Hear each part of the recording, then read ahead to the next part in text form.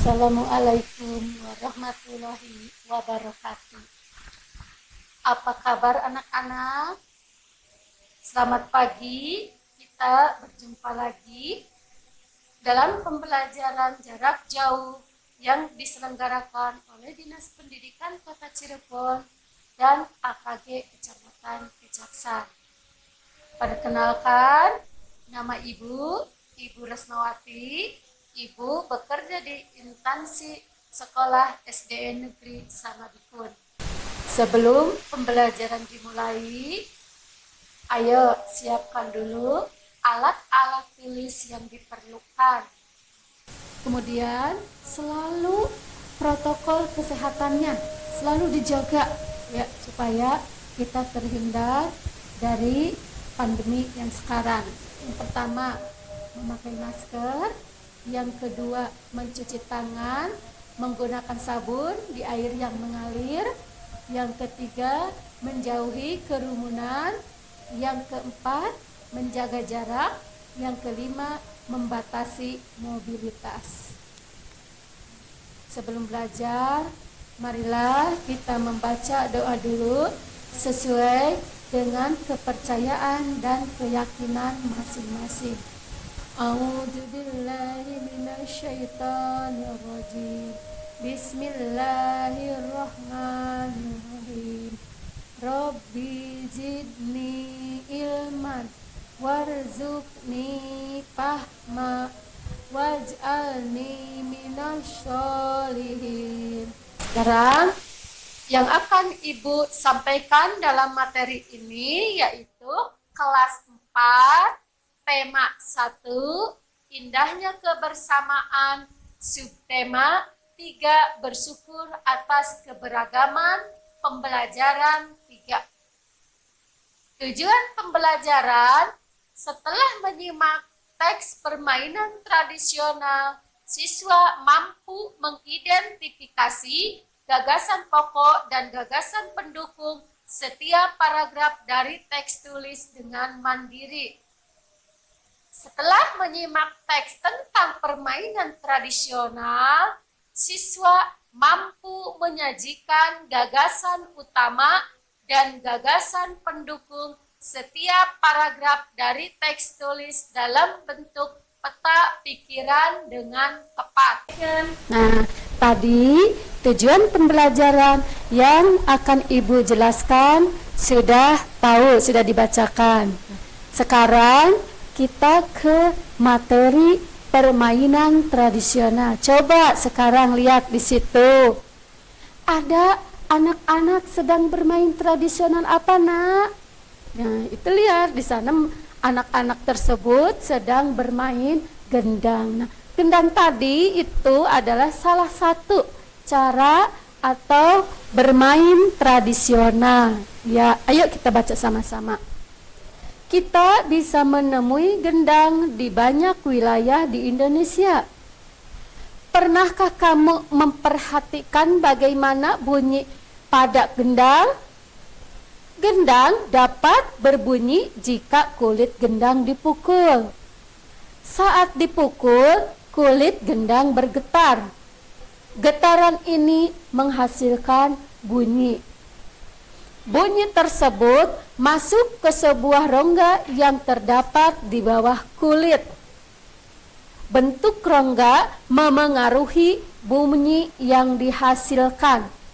Makin kecil dan panjang rongga pada gendang, makin nyaring bunyi yang dihasilkan. Nah, itu dalam wacana tersebut ada yang disebut gagasan pokok, ada yang disebut gagasan pendukung. Nah, yang disebut dengan gagasan pokok adalah ide yang disampaikan oleh penulis menjadi suatu pokok pembahasan dalam suatu paragraf.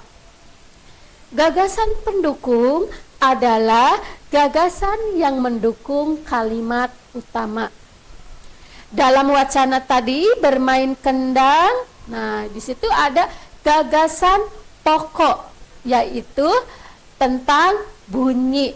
Sedangkan gagasan pendukungnya yaitu Gendang dapat berbunyi jika kulit gendang dipukul. Nah, pemantulan dan penyerapan bunyi. Bunyi dapat dipantulkan dan diserap. Pemantulan bunyi adalah keadaan ketika gelombang bunyi yang datang mengenai permukaan suatu medium yang keras dan kembali ke medium asalnya dengan sudut yang sama. Bunyi juga dapat memantulkan jika dalam perambatannya dihalangi oleh benda yang permukaannya keras. Nah, tadi tuh lihat anak-anak, ada beberapa contoh benda yang dapat memantulkan bunyi. Mungkin kalian juga sudah tahu. Tuh lihat, yang pertama ada apa? Dinding kayu, dinding kaca, dinding besi, dan dinding beton. Penyerapan bunyi. Bunyi juga dapat diserap. Benda-benda yang dapat menyerap bunyi adalah benda yang permukaannya lunak. Benda yang demikian disebut peredam bunyi. Benda-benda tersebut dapat digunakan untuk mencegah terjadinya gaung atau kerdam. Oh, kita lihat sama-sama tuh. Ada beberapa contoh benda yang dapat menyerap bunyi. Pertama, karpet, karung goni, kain, kertas, busa, dan wol. Macam-macam bunyi pantul. Gaung atau kerdam. Gaung atau kerdam terjadi karena bunyi dipantulkan oleh dinding yang jaraknya tidak jauh dari sumber bunyi.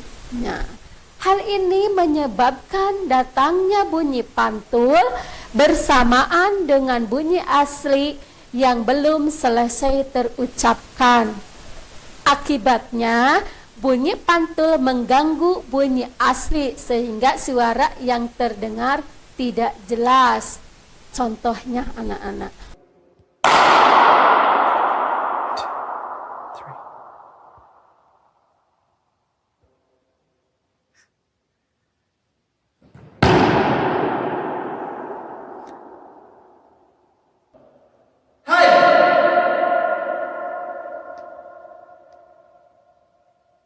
Berikutnya yaitu gema. Gema terjadi karena bunyi dipantulkan oleh dinding yang jaraknya jauh dari sumber bunyi, sehingga menyebabkan datangnya bunyi pantul setelah bunyi asli selesai terucapkan. Gema terjadi di gua, lembah-lembah, dan bukit-bukit yang jaraknya jauh serta permukaannya keras dan padat. Selain itu, gema juga dapat dipergunakan untuk mengukur kedalaman jurang atau gua. Contoh dari gema, kita berteriak di bukit atau di gua. Nah, beberapa detik kemudian akan muncul suara bersamaan dengan suara kita, tetapi jelas seperti apa yang kita ucapkan, itu nanti pantulannya sesuai dengan yang kita ucapkan jelas. Ya, berbeda dengan tadi gaung atau kerdam, itu suara yang memantulnya itu kurang jelas atau tidak jelas dengan suara asli kita. Kalau gema ini jelas dengan suara asli yang kita ucapkan.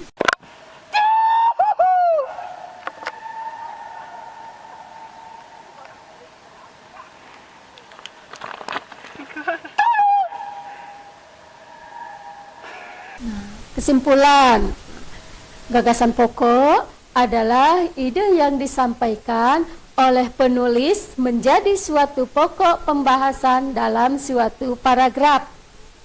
Gagasan pendukung adalah gagasan yang mendukung kalimat utama.